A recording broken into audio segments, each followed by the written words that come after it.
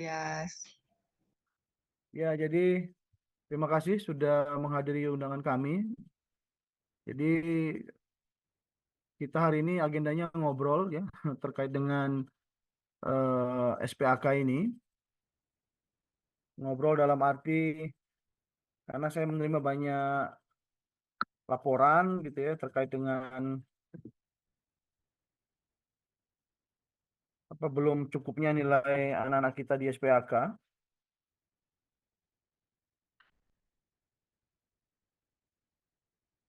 Sehingga karena sudah menjelang pendaftaran sidang itu sudah sebentar lagi, atau bahkan beberapa prodi sudah ada yang mulai daftar sidang, maka mungkin kita akan melakukan beberapa pendekatan dan keputusan. Baik Bapak Ibu, Kaprodi dan teman-teman dosen pembina kemahasiswaan yang juga kalau ada hadir di sini ya, eh, menyikapi laporan dari beberapa teman-teman Kaprodi terkait dengan SPAK ini.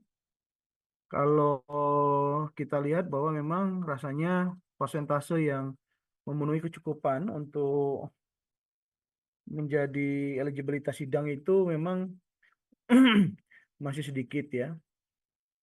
Oleh karena itu, saya kemarin memutuskan untuk di tahun ini kita berikan dulu kelonggaran bahwa meskipun mereka belum mencukupi nilai 50 untuk S1 ataupun 35 untuk D3, mangga eh, silakan saja ikut sidang dulu, tapi untuk tahun depan kita tidak ada toleransi lagi karena memang tahun depan kita sudah harus strict dengan peraturan SPAK ini agar poin 50 itu dan 35 D3 itu harus kita penuhi. Jadi khusus untuk tahun ini, mangga teman-teman mahasiswa yang belum mencukupi nilai eligibilitasnya ya masih bisa dipersilakan untuk mengikuti sidang. Namun, saya meminta bantuan dari Bapak Ibu Kaprodi untuk mencatat per tanggal 4 Agustus nanti. Yang pertama adalah laporannya terkait dengan berapa jumlah mahasiswa yang mendaftar sidang, ya. Kemudian berapa persen yang sudah mengisi SPAK meskipun dia belum eligible dan berapa persen atau jumlah totalnya berapa persen itu yang sudah eligible gitu. Jadi ini menjadi data awalan kita per prodi ya, nanti bisa dikirimkan ke TITA gitu ya. Setiap prodi diberikan kepada TITA. Jadi jumlah mahasiswa yang akan ikut sidang itu berapa, kemudian berapa persentase yang sudah mengisi ya SPK ini, kemudian berapa persentase yang sudah eligible sebenarnya untuk mengikuti sidang. Dan ini tentunya kita berharap tahun depan kita semua sudah tidak ada masalah lagi terkait SPK ini. Eh, ya banyak sih ya kalau kita bicarakan permasalahannya. Kalau kita itu sudah menyediakan waktu untuk memberikan sosialisasi kepada seluruh prodi dan juga saya akan selalu sampaikan bahwa kalau ada prodi yang membutuhkan sosialisasi khusus, mangga undang kami untuk memberikan sosialisasi. Insya Allah kami akan datang pada hadir gitu ya. Kalau memang masih banyak kebingungan terkait dengan SPAK ini. Jadi Bapak Ibu, semangatnya SPAK ini adalah ya kita menghasilkan mahasiswa-mahasiswa yang holistik, yang komplit ya, baik secara akademik maupun secara soft skill ya, kokurikulernya dan juga linkage sosialnya. Karena kita berharap ketika lulus dari universitas kita, mereka bukan hanya modal ilmu saja, tapi tadi dengan soft skillnya, dengan linkage-nya gitu, mereka bisa yang mendapatkan tempat dalam lingkungan sosial mereka gitu. Dan poin yang kita minta di SPAK ini sebenarnya tidak berat. 50 itu ringan sekali sebenarnya. Dan kalau saya melihat tipologi dari anak-anak yang sudah eligible untuk sidang itu sebenarnya terlihat mana memang anak-anak yang aktif organisasi ataupun juga ikut kompetisi ya, dengan anak-anak yang memang masih belum terbangun jiwa apa kokurikulernya ya, soft skillnya gitu. Jadi memang ya kita sama-sama untuk mencoba memotivasi teman-teman mahasiswa agar mereka mau bergaul, kemudian ya berorganisasi ataupun ikut kompetisi. Karena di dalam persyaratan kita itu tidak harus menang kalau kompetisi, berpartisipasi saja, artinya sudah punya niat saja dan mereka mendaftar saja itu sudah ada poin gitu ya. Apalagi menang gitu, tentu poinnya makin besar. Dan sekali lagi mungkin saya perlu ingatkan bahwa tidak ada yang wajib ya, hanya dua item yang wajib, dua kategori yang wajib, yaitu yang pertama mengikuti PMB, baik di tingkat universitas atau di tingkat fakultas atau di tingkat prodi. Jadi atau wajib. Jadi kalau teman-teman tidak mengikuti PMB, ya bisa ikut tahun depannya. Ya misalnya sakit, ya tentu tidak bisa dipaksakan. Nah, kemudian yang kedua itu yang wajib itu adalah nilai TOEFL ya. Ya, karena juga memang menyesuaikan dengan kewajiban TOEFL di Unicom. Jadi wajib ini sama sekali tidak memberatkan dan tentunya ada batasan. Jadi kalau kita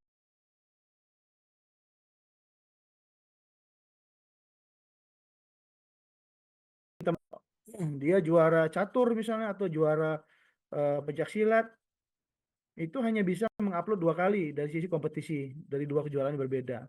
Jadi tidak bisa misalnya dia mengisi itu 50 hanya dari kejuaraan pencak silat saja.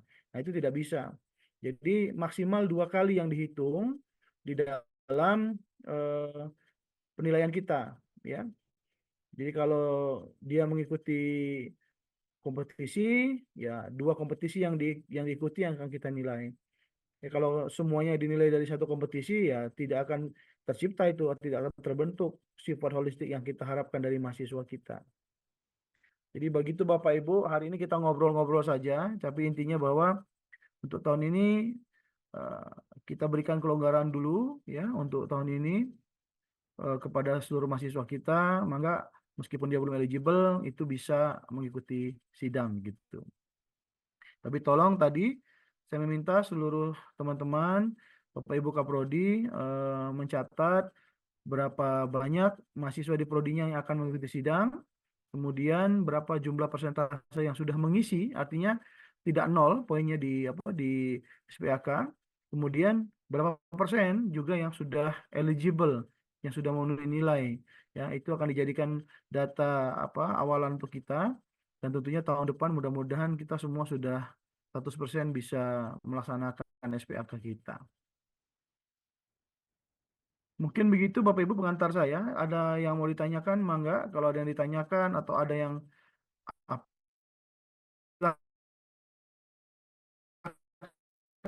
silakan Bapak Ibu. Andreas boleh bertanya? Mangga, Mbak Ini Reni, Mas, mangga. terkait dengan TOEFL ya. Kemarin itu kita sudah menyelenggarakan tes anak-anak di dan saya sarankan mereka untuk upload sertifikat TOEFL-nya, nggak bisa milih karena TOEFL di situ kemarin itu masih di range 450 ke atas.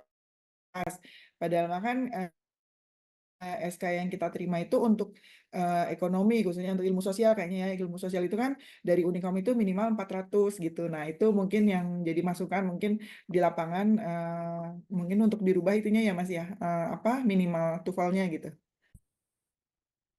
Ya, mangga Mbak Reni, nanti kita akan coba sesuaikan ya dengan SK Universitas.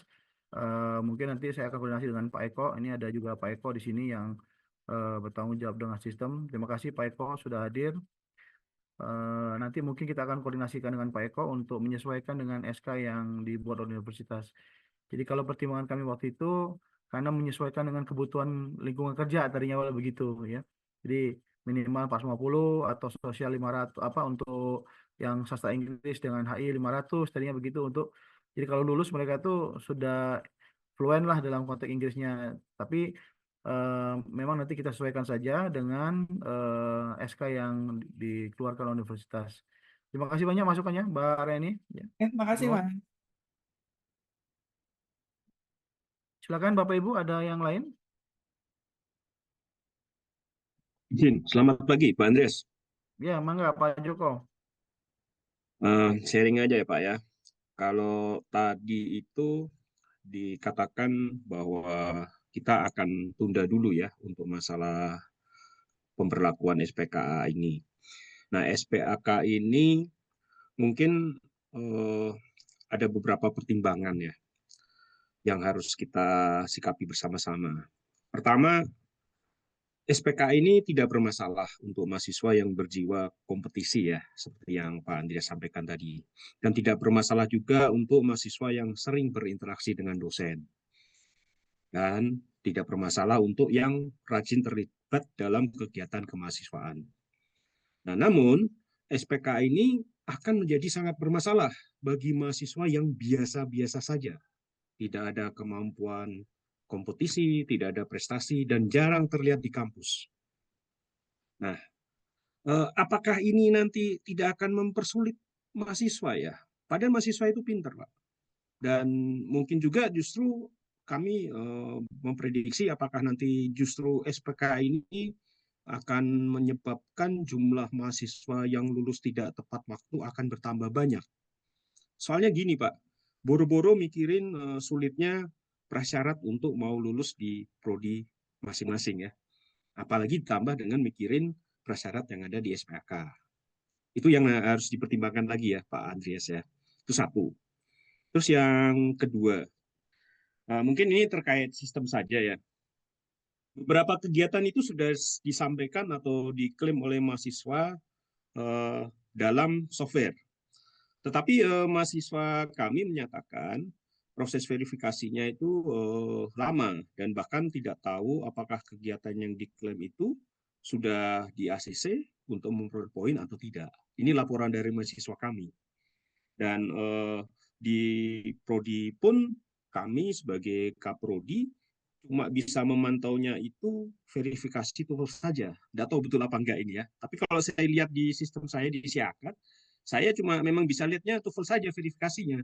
Tetapi untuk yang lain-lainnya enggak kelihatan dan hanya tahu eligible saja. Nah, yang dinyatakan mahasiswa itu enggak kelihatan. Ini sudah sampai sejauh mana prosesnya? Nah itu Pak, ada 3 hal yang mesti harus kita sikapi bersama-sama. Karena kan ini untuk sekarang ini oke ditunda. Tetapi yang kedepannya lagi nanti gimana gitu. Mungkin begitu dulu Pak Andreas, masukan dari kami, Prodi Sipil. Terima kasih. Baik, terima kasih Pak Joko. Jadi sebenarnya kalau kita mengatakan ini bukan ditunda ya, tapi kita mentoleransi sebenarnya. Karena sudah banyak juga sebenarnya teman-teman mahasiswa yang sudah mengisi. Cuman karena memang banyak juga yang belum mengisi atau yang bahkan belum eligible maksudnya. Jadi kalau terkait dengan apakah ini menyulitkan mahasiswa, sebenarnya inilah justru semangat dari dibuatnya sistem SPAK ini. Ya. Jadi SPK ini kan sistem penilaian aktivitas kemahasiswaan. Semangatnya adalah ya tadi justru memotivasi anak-anak yang memang tadi yang kupu-kupu tadi kuliah pulang yang selalu saya sampaikan itu atau kuman kuliah main itu kan kuliah cicing itu kutu kupret kuliah tugas kuliah presentasi gitu. Jadi memang ketika mereka masuk ke kampus kita berharap dari semua lini kita bisa memotivasi mahasiswa kita agar mereka ya mampu untuk karena di dalam SPAK itu kan ada 3 bidang dari minat bakat kemudian sampai pada konteks keagamaan ya artinya segala macam kegiatan keagamaan pun kita nilai dan ya kita berharap bahwa ketika mereka masuk Unikom itu mereka termotivasi terpacu ya terpicu tertrigger untuk ya tadi bergabung dalam organisasi. Karena kita melihat sebenarnya bergabung organisasi itu banyak sekali keuntungan ya. Dari membentuk pola pikir, bicara yang runut gitu ya. Berpikir di terstruktur gitu. Sampai kepada misalnya mengikuti kompetisi ataupun membantu dosen gitu. Jadi emang itu semangatnya justru Pak Joko. Semangatnya justru membentuk mahasiswa kita itu untuk tidak diam saja, untuk lebih aktif. Jadi itu semangatnya. Dan makanya saya bilang sebenarnya dalam konteks penilaian 50 dan 35 itu tidak sulit sebenarnya. Karena tadi misalnya kayak PMB kita wajibkan, itu kan salah satu yang wajib. Itu mereka sudah mengikuti itu sudah dapat sekitar 5 sampai 10 poin dari ikut PMB saja. Ya. Kemudian misalnya ikut jadi panitia di gereja atau panitia di masjid. Itu sudah dapat poin 10 lagi misalnya. Ya, jadi kalau mereka sebenarnya eh, mau mengikuti keseharian mereka, kemudian juga ada upaya mereka menambah aktivitas mereka baik di dalam kampus maupun di luar kampus, saya pikir 50 itu tidak berat. Jadi tidak ada dari awal kita ingin menyulitkan mahasiswa, apalagi sampai pada konteks misalnya tadi membuat kelulusan itu mahasiswa lulus setiap waktunya menjadi kurang gitu ya. Nah, ini tidak seperti itu. Jadi semangatnya justru untuk membentuk mahasiswa itu untuk lebih aktif di kampus. Makanya dibuat dengan SPAK ini. Yang kedua terkait dengan verifikasi, ya ini juga menjadi sebuah kayak hal yang paradoks ya. Ketika kita bicara mengenai masih kurangnya yang eligible, tapi sebenarnya yang masuk ke kita itu banyak. Jadi penilai itu kan ada beberapa. Kalau Pak Joko bilang tadi hanya melihat TOEFL, iya karena Kaprodi itu hanya ACC yang TOEFL. Jadi yang lain itu ada di saya, ada di beberapa direktorat, tergantung dengan bidang apa yang diisikan oleh sang mahasiswa. Kalau misalnya dia bicara minat bakat, kompetisi terkait dengan olahraga itu pasti masuknya ke saya. Ada juga nanti masuknya ke Pak Yusrila terkait dengan misalnya inovasi teknologi dan lain-lain gitu ya. Ada juga di Pak Irawan terkait dengan misalnya penelitian yang ikut dengan dosen misalnya atau mereka punya penelitian sendiri. Jadi ada beberapa verifikator dan insya Allah sih sebenarnya kalau untuk di kita itu insya Allah semua akan terverifikasi. Kalau di saya itu sekali buka kadang-kadang sudah 50 page gitu. Jadi 50 kali 10 itu udah 500 sebenarnya gitu. Tapi ya tadi ternyata masih banyak juga mahasiswa yang belum paham, misalnya kadang-kadang di-uploadnya berulang-ulang gitu. Jadi satu kegiatan di-upload 4 kali, 5 kali gitu ya. Jadi makanya banyak gitu. Banyak filenya meskipun yang terakui itu mungkin cuma 2 kali kan gitu. Hanya 2 kali gitu. Jadi kalau terkait dengan verifikasi nanti kami akan cross check kembali, tapi insya Allah kalau dari tim verifikator itu insya Allah memverifikasi semua. Kalau di saya itu alhamdulillah sudah diverifikasi semua. Mudah-mudahan yang teman-teman yang lain juga sudah memverifikasi semua. Jadi kalau memang Kaprodi itu sekarang memang hanya 2 memverifikasinya, termasuk salah satunya adalah TOEFL gitu. Nah ini juga saya minta bantuan Bapak Ibu Kaprodi bahwa memotivasi anak-anak kita untuk aktif. Karena begini ya Bapak Ibu, kadang-kadang berorganisasi di kampus itu dianggap sebagai biang masalah justru. Ya, karena dianggap menurunkan nilai akademik gitu ya. Bahkan ada beberapa prodi yang jelas-jelas melarang mahasiswanya untuk ikut dalam organisasi kemahasiswaan ya di level universitas misalnya. Ya sebenarnya kalau kita mau menelusuri tujuan dari bagaimana organisasi, saya pikir tidak seharusnya seperti itu. Nah inilah makanya saya katakan bahwa ketika kita berorganisasi, kita berikan penilaian bahwa ya ada impact-nya terhadap masuk organisasi itu tuh bisa lulus sidang juga gitu. Jadi anak-anak tuh bisa ikut organisasi dimanapun, bukan hanya di dalam kampus, tapi juga di luar kampus. Ya saya bilang, jadi panitia kurban saja itu dapat poinnya. Jadi panitia retret itu dapat poinnya gitu. Jadi selama mereka mau aktif di dalam lingkungan masyarakat dan juga punya kemauan lah untuk berorganisasi, ya tidak harus organisasi, dia kompetisi. Misalnya di konsentrasi kompetisi, ya kemudian dicampur dengan presentasi misalnya bisa. Dan itu kan tadi saya katakan, bahkan hanya jadi peserta saja, partisipan saja itu udah ada nilainya. Tidak harus menang. Kalau menang tentu jumlahnya lebih tinggi lagi nilai yang didapatkan gitu. Jadi begitu Pak Joko, jadi mohon bantuan juga. Terima kasih masukannya.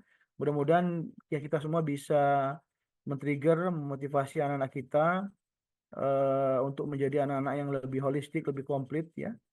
Tadi dengan kemampuan akademik yang memang menjadi kewajiban kita para dosen memberikan ilmu kepada anak kita, tapi juga di kampus ini mereka bisa mendapatkan tadi soft skill ya, kemudian linkage ya dengan banyak orang gitu ya, sehingga membangun keilmuan mereka itu dengan lingkungan sosial yang baik dan juga yang konstruktif gitu. Mungkin itu Pak Joko ya. Terima kasih Pak Joko. Saya boleh nambahin lagi. Mangga, mangga Mbak. Nah, jadi gini, jadi keingetan yang tadi Mas Joko sampaikan ya, memang sama di kami pun ada keluhannya adalah tidak mencapai poin itu. Nah, keluhan di mereka itu adalah gini, mereka mengikuti beberapa seminar, tapi hanya yang di ACC kan hanya 2 ya, hanya 2 kali gitu. Nah, ini sekedar masukan aja maksudnya untuk menambah nilai dari mereka, kan kita juga pengen mereka aktif gitu. Gimana kalau untuk dipertimbangkan sama Mas Andre dan Pak Eko gitu. Kalau misalnya seminar yang diselenggarakan di kampus misalnya atau di prodi gitu, itu ada misalnya ada tambahan poin gitu. Jadi tidak cuma 2, tapi ada beberapa seminar gitu yang dipertimbangkan karena kendala mereka tuh itu. Jadi mereka ikut beberapa seminar, tapi yang di ACC hanya 2 gitu katanya Mas. Itu Iya, iya Mbak. Makasih Mbak. Ya, jadi memang kalau kita itu per bidang itu memang maksimal 2 kali agar ada sebaran maksudnya gitu. Ya, kalau kayak anak-anak manajemen itu kan di badminton tuh kan banyak ya Mbak Ren ya.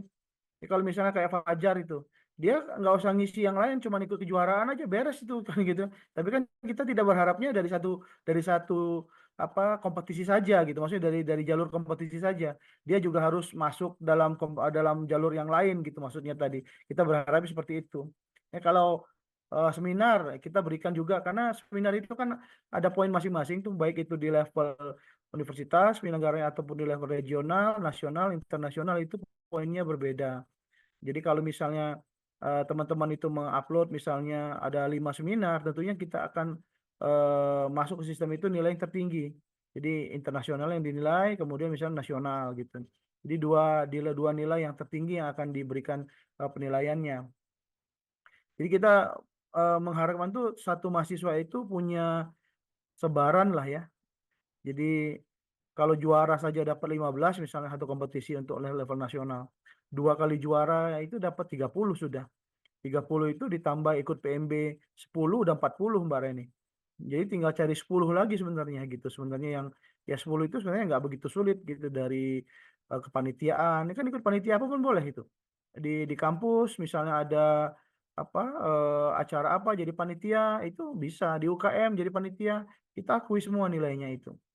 Jadi kami sudah menyusun itu mudah-mudahan kita berpikir ya sama gitu, tidak memberatkan prosesnya untuk mahasiswa kita, tapi untuk membangun mahasiswa kita. Makanya kita berikan nilai yang nggak sulit gitu. Ya kalau misalnya dia tadi saya bilang ikut PMBA udah dapat 10 gitu ya, itu tinggal menyelesaikan yang lain sebenarnya gitu. Tapi ya tadi ini makanya kenapa kita buat ini kan dari tahun 2020 kita sosialisasikan terus-menerus. Kemudian ya tapi permasalahan kan banyak ya di sosialisasi itu. Kadangkala ya misalnya terjadi pergantian kaprodi juga informasinya mungkin eh, diulang lagi dari nol gitu ya. Jadi mungkin apa namanya belum tersampaikan secara maksimal gitu. Nah mudah-mudahan apa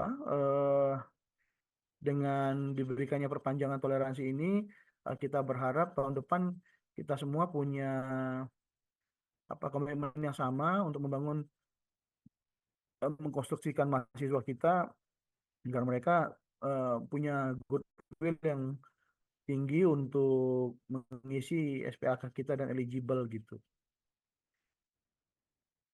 Begitu Bapak Ibu. Ada lagi yang mau disampaikan Izin, Bapak Ibu kira-kira? Pak Silakan. Andreas. Enggak, Ya, enggak, Mbak. mungkin saya agak sepakat juga dengan tadi yang disampaikan oleh Bu Reni. Jadi mungkin ada sedikit penambahan lah, nggak cuma 2 untuk yang kegiatan sertifikat. Karena memang kalau tadi Pak Andre menganalogikan yang prestasi, cuman kan nggak semua mahasiswa kita tuh bisa berprestasi sampai ke tingkat level nasional seperti itu untuk mendapatkan nilai yang poin yang banyak. Jadi mungkin untuk bidang ke apa ya akademis pengajarannya poinnya diperbanyak lagi yang bisa dihitungnya nggak cuma di 2 saja. Itu sih harapan kita ya karena ya mungkin kalau untuk kegiatan-kegiatan seperti misalnya apa ada kuliah umum atau apa di prodi kemudian mahasiswa menghitung ada ini mah hitungnya cuma 2 ya udah saya cuma ikut di 2 event aja yang lainnya nggak mau ikutan. Nah, itu kan satu hambatan tersendiri juga, sedangkan kita prodi itu mewajibkan setiap mahasiswa untuk mengikutinya.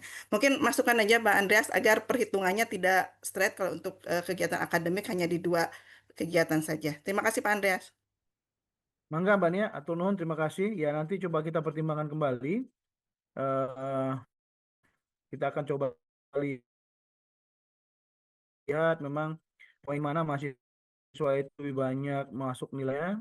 Nah, tapi kalau memang nanti dari konteks ternyata memang seminar dan lain itu sangat signifikan, mungkin bisa nanti kita sesuaikan, mungkin bisa ada penambahan khusus untuk seminar 3 kali. Nanti kita akan pelajari dulu. Ya mudah-mudahan membantu nanti untuk anak-anak kita memenuhi nilai SPAK-nya. Ya, terima kasih Mbak Ni. Ya, makasih Bang Andreas. Mangga Bapak Ibu, apa ada yang lain? Pak Andreas boleh. Mangga Bu Tiara, silakan. Nah, oke, selamat siang Pak. Terima kasih. Enggak, ini saya mau tanya aja, mohon maaf karena saya tadi mungkin terlambat masuk. Jadi kita kan mentoleransi ya Pak Andreas ya, tadi ya untuk Ya. tahun untuk angkatan 2021. Ini yang 21, ya. pertama kan ya. Ya. Kira-kira ada ininya nggak Pak? Seberapa ini sih toleransi kita gitu? Apakah ada angka terendah gitu yang bisa ditoleransi atau pokoknya tidak nol gitu misalnya? Mohon maaf kalau ini tadi sudah dibahas. Gitu aja sih Pak Andreas pertanyaannya. Terima kasih. Terima kasih Bu Tiara. Jadi untuk tahun ini kita mentoleransi semuanya, yang nol pun kita berikan kesempatan untuk mengikuti sidang. Ya, tapi memang tadi saya minta tolong diberikan laporannya terkait dengan berapa jumlah mahasiswa yang akan mengikuti sidang per tanggal 4 Agustus saja. Jadi berapa total yang akan mendaftar sidang, kemudian berapa jumlah mahasiswa, persentase jumlah mahasiswa yang sudah mengisi SPAK ini, ya, meskipun belum eligible. Kemudian yang kedua, tolong dilaporkan juga berapa jumlah persentase, jadi jumlah mahasiswa dan persentasenya, ya, jadi ada 2 nilainya, jumlah mahasiswanya dan persentasenya yang sudah eligible gitu, ya. Jadi berapa yang sudah mengisi dan berapa yang sudah eligible, karena ada banyak juga yang sudah mengisi tapi belum eligible. Iya betul Pak. Ada yang di kami memang seperti itu. bahkan belum ada yang nol juga banyak. Tapi untuk tahun ini yang nol juga kita bantu Bu Tiara. Jadi mangga semuanya kita berikan kelonggaran, toleransi untuk bisa mengikuti sidang. Dengan harapan tahun depan kita sudah bisa menjalankan SPAK ini secara full komitmen dan mudah-mudahan tidak ada lagi mahasiswa yang tidak eligible. Mudah-mudahan eligible semua. Amin. Begitu, Amin. Bu Oke Tiara. Pak. Terima kasih. Terima kasih Bu Tiara. Mangga Bapak Ibu. Assalamualaikum Pak Andreas. Izin. Waalaikumsalam. Mangga Pak Hidayat. Baik, tadi terkait yang angkatan 2021, mungkin perlu didata Pak, tapi mungkin juga saya sih berharap data yang sudah masuk bisa divalidasi dulu, karena memang data di Prodi itu nggak bisa melihat bahwasanya mereka sudah masuk atau belum. Kalau secara informal, mereka menunjukkan kepada saya gitu, bahwasanya secara hitung-hitungan sudah eligible, tapi di saya belum eligible gitu. Salah satunya itu contoh misalkan ada seminar yang belum divalidasi gitu seperti itu Pak.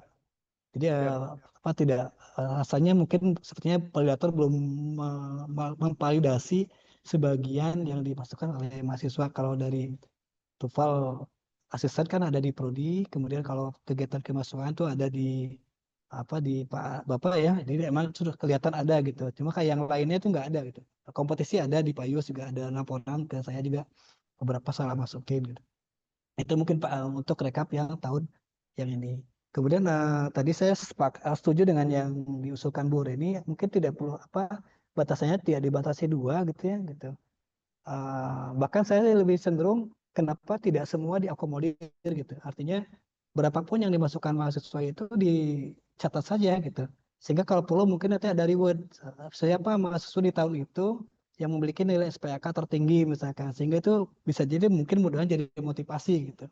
Kalau dibatasi ya tadi yang seperti kata Bonia, saya sudah 2, berarti nggak usah aktif lagi gitu. Padahal kita bisa jadi tahu bahwa ada mahasiswa yang dia punya potensi di situ gitu. Dia punya apa ya? Isinya punya kelebihan katakan di menulis misalkan. Ya mungkin jadi banyaknya eh, menulis atau seminar misalkan gitu. Atau ya yang lainnya ikut lomba gitu. Saya sih menyarankan mungkin bisa dicatat semuanya sehingga mereka juga berbondong-bondong mengklaim setiap kegiatan di SPAK yang sudah mereka lakukan gitu sehingga nanti dapat apa ya terlihat gitu. Saya itu sebetulnya sih keaktifannya berapa gitu. Apakah saya paling aktif di Unicom atau enggak gitu. Mungkin bisa jadi motivasi gitu Pak. Dengan tahu siapa terbanyak se-Unicom nih di tahun 2002 angkatan 22 berarti ya yang ke depan gitu. Kalau perlu mungkin ya idealnya ada reward gitu mungkin seperti itu. Itu saja mungkin Pak. Ya, baik, terima kasih Pak Hidayat. Ya, kita akan coba pertimbangkan semua masukan ya untuk perbaikan ke depan, tentunya untuk semangat kita ke depan. Nanti saya akan diskusi dengan pimpinan, juga mungkin diskusi dengan Pak Eko selaku pembuat sistem, apakah bisa memungkinkan untuk perubahan. Kalau saya sih memang intinya ingin mengadaptasi semua, cuman kemarin itu kita berharap bahwa ya semangatnya pada saat itu bahwa ya anak-anak itu mempunyai nilai itu tersebar dari berbagai macam jalur ya. Nah, tapi kalau memang nanti banyak masukan terkait dengan pembatasan ini, mungkin kita akan coba pertimbangkan kembali dan diskusikan kembali nanti Pak Hidayat ya. Terima kasih ya, turun Pak Hidayat. Boleh menambahkan Pak Andreas? Enggak, Pak Eko, enggak. Oke, baik, terkait dengan pertanyaan dari Pak Hidayat, sebenarnya dari mahasiswa itu tidak dibatasi untuk mengupload apapun dan berapapun kegiatan yang akan dia diklaim gitu. Jadi mereka pun masih bebas saja mengupload dan itu juga terdata gitu.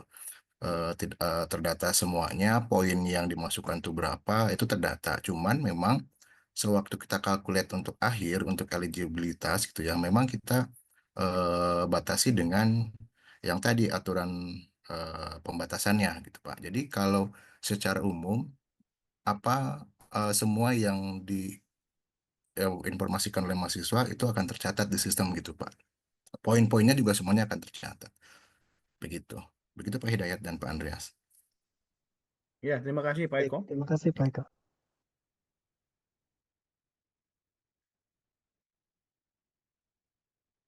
Ya, jadi kalau masuk ke saya itu memang kadang-kadang satu seminar itu ada berapa per orang itu. Jadi berkali-kali. Jadi kalau saya sih pasti memvalidasi ya. Cuma tadi memang akhirnya penilaiannya memang kembali kepada pembatasan 2 itu. Jadi mahasiswa itu bebas mau mengupload berkali-kali gitu. Mangga Termasuk silakan Bapak tuh, Ibu. Pak Andreas kemarin tuh anak-anak ada keluhan terkait PMB. Hmm. Jadi kan kalau saya sampaikan sesuai yang Bapak sampaikan waktu sosialisasi di bulan Januari lalu gitu bahwasanya itu cukup salah satu kan boleh Ya, universitas, fakultas atau prodi. Prodi. Gitu. Tapi ada apa ya jadi semacam isu isu entah dari mana gitu ya. Mereka diminta semuanya gitu. Udah gitu diminta semuanya. Kemudian yang kemarin itu karena memang yang tahun 2001 kan lewat Zoom ya COVID. Pak ya. Ya, Betul gitu lewat Zoom. Saya ini dapat cerita dari anaknya. Katanya karena dari Zoom jadi nggak dikasih sertifikat. Gitu. Boleh akan divalidasi kalau melampirkan screenshot. Nah mereka sendiri ya maksudnya tidak semua melakukan screenshot. Saya tanya isi kehadiran enggak? Isi Pak. Oh kalau gitu sampaikan kalau memang ada isi kehadiran gitu. Mungkin saran saya sih mungkin baiknya kalaupun ya ada yang mungkin versi seperti itu, mudah-mudahan sih nggak zoom lagi gitu ya. Mungkin bisa tetap keluar selama memang mereka mengikuti kegiatan gitu. ya, Karena kan dapat kabar gitu, jadi nggak ada sertifikat apa ya 2020 dan 2021. ya. Yang Ya, jadi kalau untuk apa namanya PMB itu tadi saya tekankan atau ya Pak, memang. ya Jadi kalau tidak di universitas ya di fakultas, fakultas atau prodi karena memang ya kita memberikan apa ya semacam toleransi kalau mereka misalnya capek atau misalnya sakit. Jadi kalau mereka tidak bisa diikut di level universitas, ya mangga di fakultas. Kalau tidak bisa di fakultas, ya mangga di prodi. Kalau tiga-tiganya tidak bisa di tahun itu, bisa mengikuti salah satunya di tahun depan. Jadi, nah kalau untuk yang kasus 2021 memang karena mereka lewat Zoom, itu sebenarnya gampang sekali.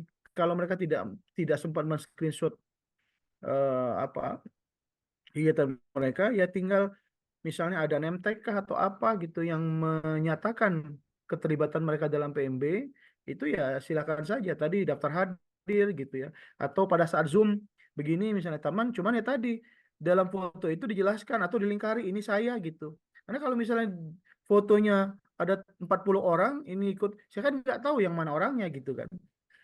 Jadi kadang-kadang harus dijelaskan ini saya nih gitu dilingkari misalnya. Jadi biar teridentifikasi anak ini dalam apa kegiatan PMB misalnya. Termasuk dalam kegiatan-kegiatan yang tidak ter SK-kan atau tidak ter apa tidak ter SK-kan atau tidak tersertifikatkan misalnya. Misalnya jadi panitia, ya silakan saja misalnya foto dengan latar belakang kegiatan, tapi tadi kalau bisa sendiri atau kalau berbarengan identifikasikan yang mana anaknya gitu ya. Karena kalau ada 40 orang, nah saya nggak hafal tuh anaknya yang mana kan gitu. Kita nggak tahu nih foto ini bisa dipakai di mana-mana nanti gitu kan. Jadi kalau untuk PMB tahun 2021 sebenarnya silakan saja dengan name tag-nya difoto dengan name tag saja atau tadi bagus-bagus dengan screenshot pada saat dia ikut Zoom gitu ya. Kemudian mengisi ada daftar kehadirannya. Itu mah nggak diupload saja.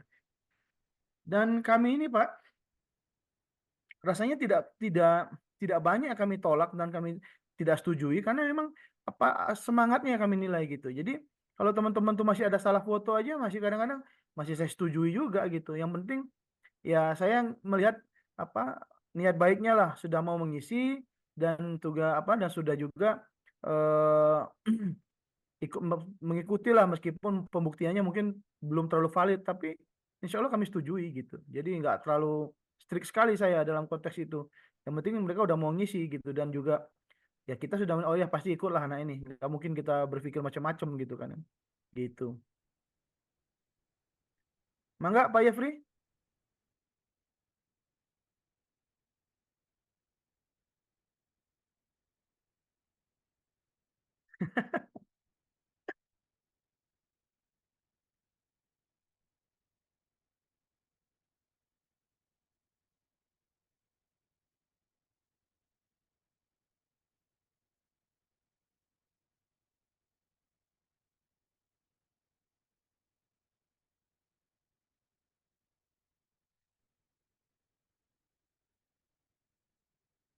Ya, kalau desain kemahasiswaan tidak Pak, tapi Kaprodi. Kaprodi itu memang hanya melihat eligibilitasnya. Jadi di siakat Bapak itu ada di apa SPAK di bawahnya nanti itu untuk melihat eligibilitas sidang gitu. Jadi Bapak bisa melihat mahasiswa mana yang sudah eligible dari nilai yang sudah dipenuhi dan disetujui oleh para verifikator. Cuman memang kalau untuk Kaprodi itu ya memang tugas memverifikasinya cuma dua, salah satunya tadi itu terkait dengan apa TOEFL untuk meng-ACC-nya gitu. Jadi nanti mungkin bisa ditambahkan oleh Pak Eko. Jadi eh, Kaprodi bisa melihat eligibilitas sidang dari mahasiswa di prodinya. Tapi kalau memang melihat jumlah yang diupload oleh mahasiswanya itu memang tidak bisa, Pak. Itu memang di para verifikator yang bisa melihat berapa jumlah apa yang diupload oleh mahasiswanya dan juga berapa yang sudah di approve itu nanti dilihat dari eligibilitas sidang dari mahasiswa yang ada di apa di siakat Pak Yefri nanti itu. Baik, menambahkan mungkin Pak Andreas untuk Pak Yefri. Jadi yang selain Kaprodi, sebenarnya yang bisa melihat SPK itu termasuk juga Sekretariat. memverifikasi itu adalah sekretariat, Pak. Sekretariat dan sekretaris biasanya. Jadi bukan hanya Kaprodi saja, begitu Pak.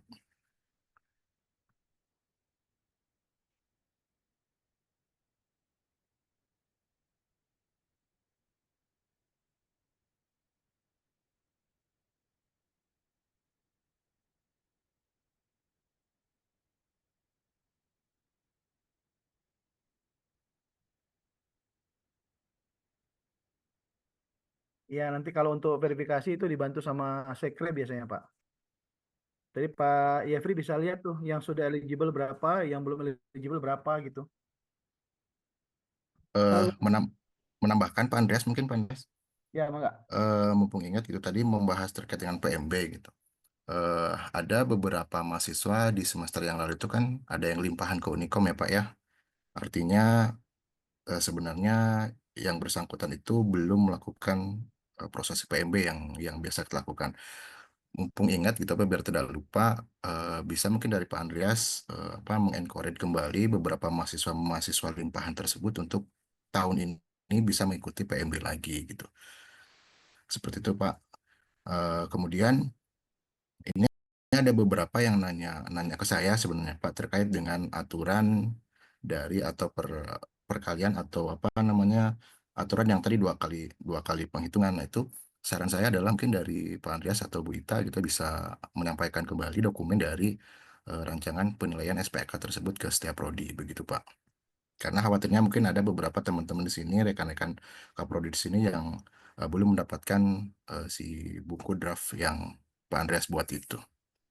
Atau Begitu. mungkin Pak Eko bisa Ya, ditautkan di sistem panduannya.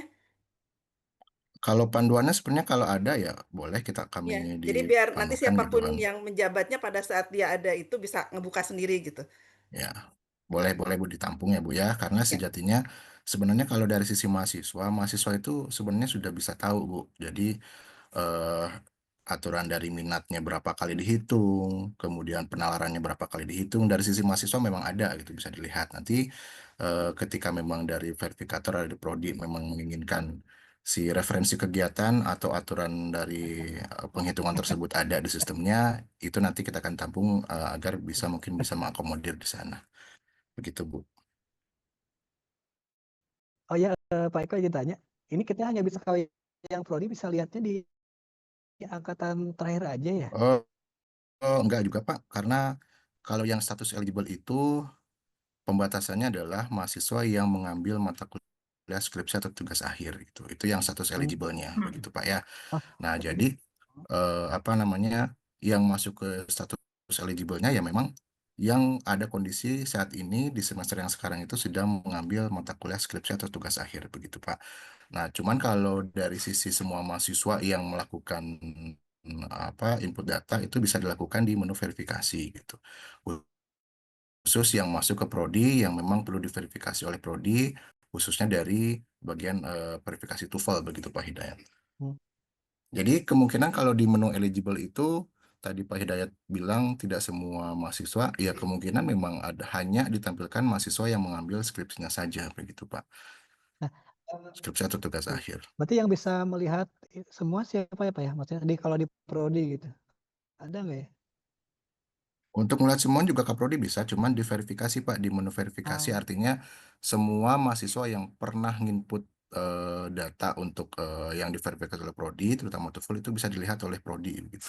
Nah, jadi maksudnya gini Pak, kan kemarin saya coba hire tuh yang 2022. Artinya Betul. antisipasi supaya mereka apa mengisi dan nanti tahun depan itu tidak ada masalah dengan SPAK. Ya. Tapi saya nggak bisa tahu Oh, sebetulnya siapa aja baik. yang Untuk bermasalah saat gitu. ini semua data Jadi itu memang ada bisa dilihat oleh Pak Andreas gitu Pak dari Direktur Kemahasiswaan itu semuanya bisa gitu. Seperti berarti senjatanya kalau bisa. prodi nggak bisa lihat ya Pak ya sejauh ini gitu ya. Untuk sejauh itu kita belum lihat ya Pak ya dari sisi prodi yang secara detailnya karena kan akunnya mungkin akun khusus dari Kaprodi itu nanti Ya, kita cek kembali Pak. Cuman ya. dari semua itu yang bisa melihat semua mahasiswa ya semua prodi juga itu dari Pak Andreas sebagai Direktur Nah, Kemahasiswaan sebenarnya.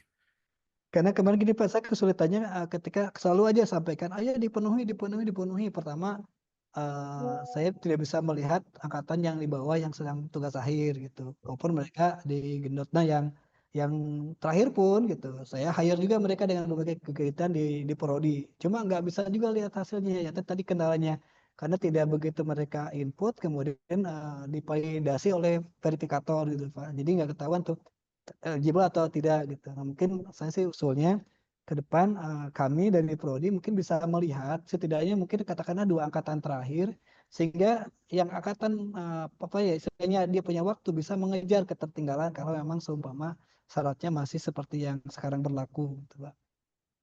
ada batasan-batasan seperti itu.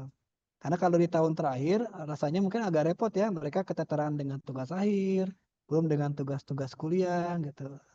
Dan event-event juga kan terbatas gitu ya, seperti itu.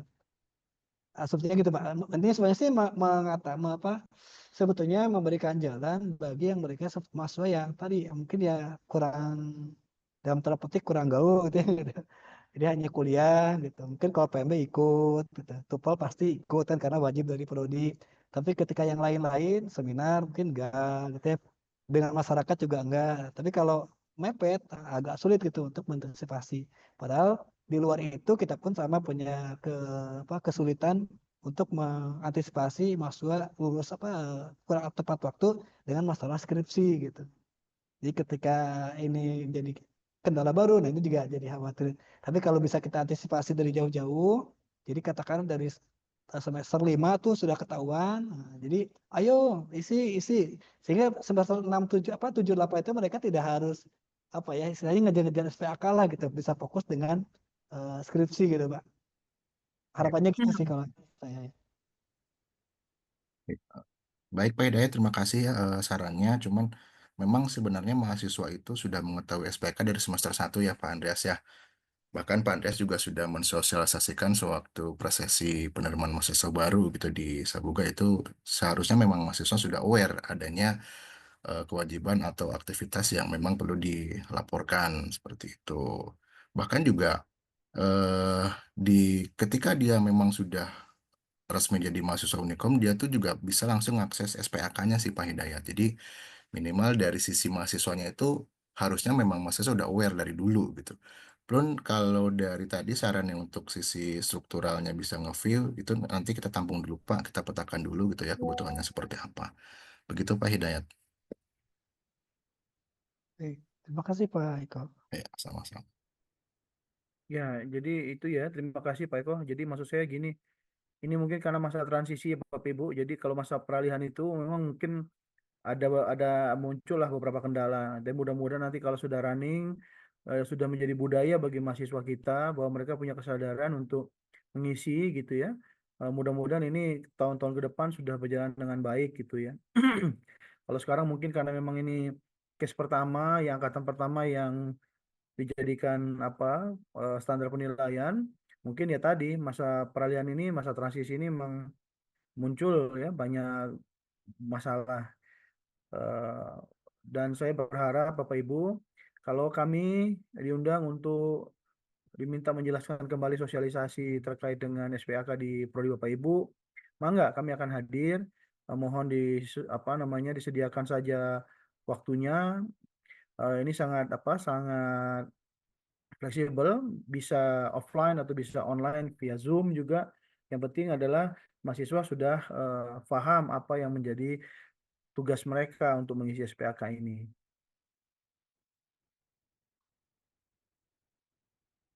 Masih ada Bapak Ibu, silakan. Salam, Assalamualaikum warahmatullahi wabarakatuh. Waalaikumsalam.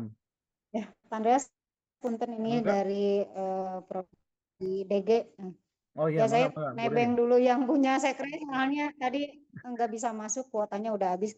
Ini paling saya perlu yang buat desain grafis, nanti mungkin saya agendakan terkait tadi yang undangan Pak Andreas ya, bisa mengundang Pak Andreas ya gitu kan, untuk menjelaskan SPAK kepada mahasiswanya langsung. Jadi ini saya bukan pertanyaan sih, lebih ke menyampaikan nanti dari kami Prodi DG akan mengagendakan nanti semester depan mungkin ya Pak Andreas, ganjil. Mangga Bu Rini. Mangga Bu Rini. Untuk mahasiswa baru dan untuk tingkat 2 untuk menekankan kembali gitu kewajiban SPKA ini. Udah itu aja sih. Makasih banyak. Mangga. Ya, terima kasih Bu Rini ya. Terima kasih. Masih ada Bapak Ibu, silakan. Kemudian terkait dengan tadi permintaan Bu Nia, misalnya untuk panduan dari SPAK ini, rasanya saya sudah sharekan, tapi nanti saya akan kirimkan kembali kepada seluruh kaprodi panduan ini. Kemudian juga nanti apakah Pak Eko bisa mengakomodir termasuk dia untuk diinputkan dalam sistem, nanti secara file nanti akan saya share kepada seluruh kaprodi terkait dengan panduan dari SPAK ini ya. Jadi bagaimana penilaiannya dan juga angka-angkanya ada di sana. mangga, meskipun saya sudah saya share juga itu kali-kali, tapi nanti saya share kembali kepada seluruh kaprodi ya melalui TITA nanti. Masih ada Bapak Ibu, silakan.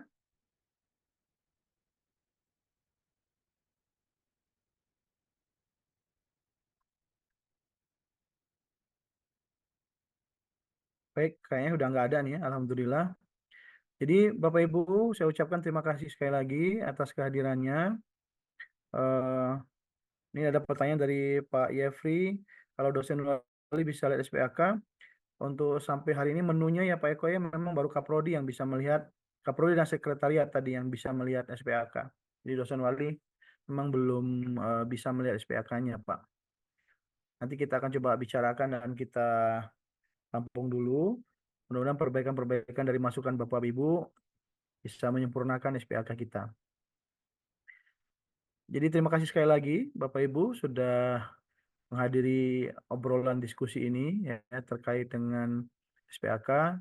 Jadi yang pertama kita memberikan toleransi kepada anak-anak angkatan 2021 untuk bisa mengikuti sidang meskipun belum eligible untuk sidang. Jadi meskipun juga nilainya masih 0 gitu ya. Tapi tentunya dengan harapan yang sangat tinggi bahwa tahun depan kita sudah bisa melaksanakan SPAK ini dengan komitmen penuh dan tidak ada lagi mahasiswa yang tidak eligible untuk ikut sidang bisa disidangkan.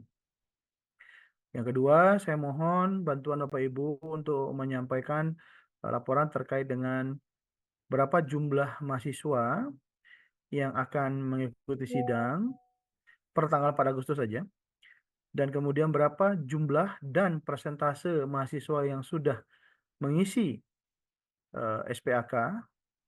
Kemudian yang ketiga adalah berapa jumlah dan persentase jumlah mahasiswa yang sudah eligible mengikuti sidang. Jadi dengan data awalan ini kita berharap ya peningkatannya signifikan dan semuanya 100% bisa mengikuti eligible ya untuk sidang di angkatan 2022 nanti gitu. Dan berikutnya nanti file panduan SPAK. Nih sebentar, kamera saya bermasalah. Ya. File SPAK itu kita akan kirimkan semua melalui TITA. Ya, TITA mana TITA?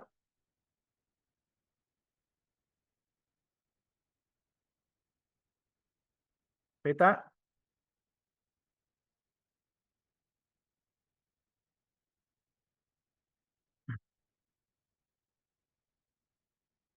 Ya, jadi kita akan kirimkan filenya. Mudah-mudahan juga nanti di sistem bisa kita inputkan agar agar kalau terjadi pergantian kaprodi seperti disampaikan Bu Nia tadi, mereka juga yang baru juga bisa mempelajarinya melalui sistem misalnya. Kemudian yang terakhir, kami dengan sangat terbuka jika ada Bapak Ibu Kaprodi yang ingin melaksanakan sosialisasi khusus di prodinya atau di fakultasnya, mangga silakan undang kami. Insya Allah saya dan Pak Eko kalau waktunya cocok nanti kita akan hadir di prodi Bapak Ibu untuk menjelaskan SPAK ini. Gitu.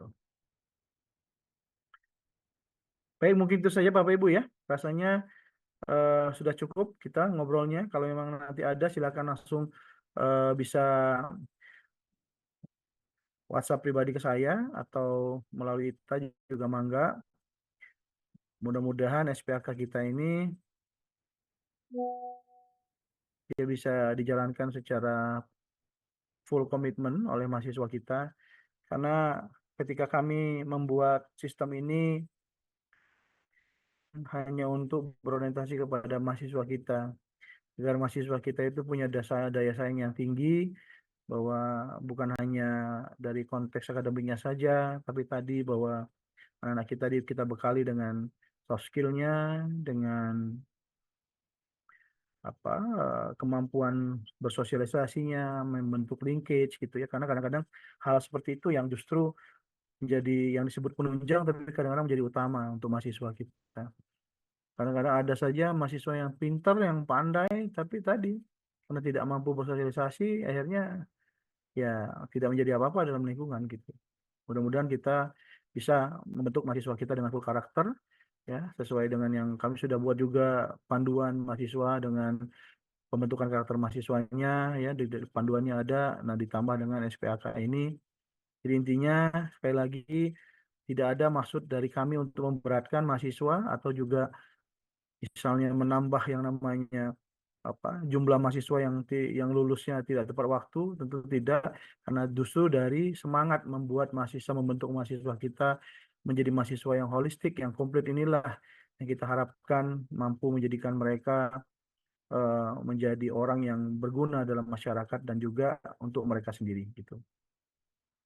Sekali lagi sebelum saya tutup, saya ingin mengucapkan selamat ulang tahun kepada sekretaris saya, Ita Rosita, ya selamat ulang tahun ya.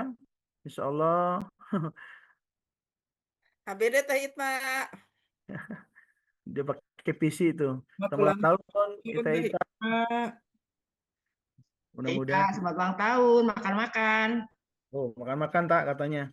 Ya, panjang umur, penuh rezeki, penuh berkah, ya sehat selalu. Mudah-mudahan Amin. sukses menjadi terus-menerus di dalam berbagai macam tantangan kehidupan. Amin. Amin ya rabbal alamin, ya. Baik Bapak Ibu, terima kasih sekali lagi. Saya tutup dengan ucapan wassalamualaikum warahmatullahi wabarakatuh. Turun. Waalaikumsalam Waalaikumsalam warahmatullahi wabarakatuh. Turun, Pak Terima kasih Mas Andre.